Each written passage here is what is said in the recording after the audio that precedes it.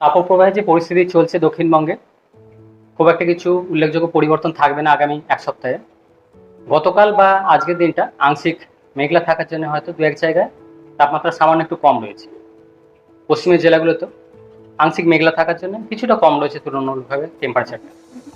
এই মেঘটা কেটে গেলেই কাল থেকে আবার তাপমাত্রা আবার কিছুটা বাড়বে, মানে যতটা কমে গেছে মেঘলা থাকার কারণে আবার ততটাই বেড়ে যাবে।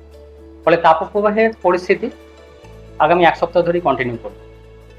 বরং আগামীকাল থেকে তাপমাত্রা আবার মেঘটা কেটে গেলে যেসব জায়গায় কমে গেছে 2 থেকে 4 ডিগ্রি মতো আবার বেড়ে যাবে। তীব্র তাপপ্রবাহের সতর্কতা থাকছে। 25 তারিখে আরেকটু তীব্র তাপপ্রবাহের স্প্রেডটা বাড়বে দক্ষিণবঙ্গের জেলাগুলিতে।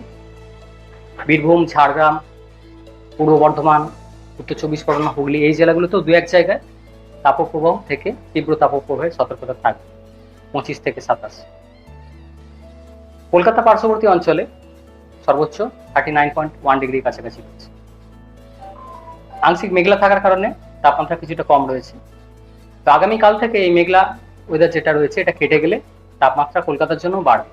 পরবর্তী কয়েকদিনে বেড়ে 40-41 ডিগ্রির কাছাকাছি পৌঁছে যাবে কলকাতা পার্শ্ববর্তী অঞ্চলে সর্বোচ্চ তাপমাত্রা।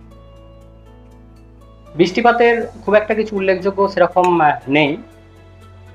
গতকাল ছিল পশ্চিমের দু একটা জেলায়, বিশেষ করে ঝাড়গ্রাম, পুরুলিয়া এইসব সাইডে দু এক জায়গায় হালকা বৃষ্টি ছিল গতকাল।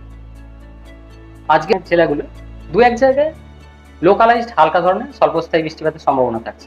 সিগনিফিকেন্ট কিছু নেই। তাপমাত্রা যে এতে কমবে সেরকম কমার মতো কিছু উল্লেখযোগ্য কিছু নেই।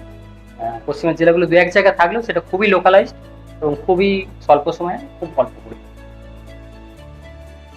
উত্তরবঙ্গের জন্য মেনলি মালদা, উত্তর দক্ষিণ দিনাজপুর এই জেলাগুলোয় আগামী 5 দিন তাপপ্রবাহের সতর্কতা থাকছে।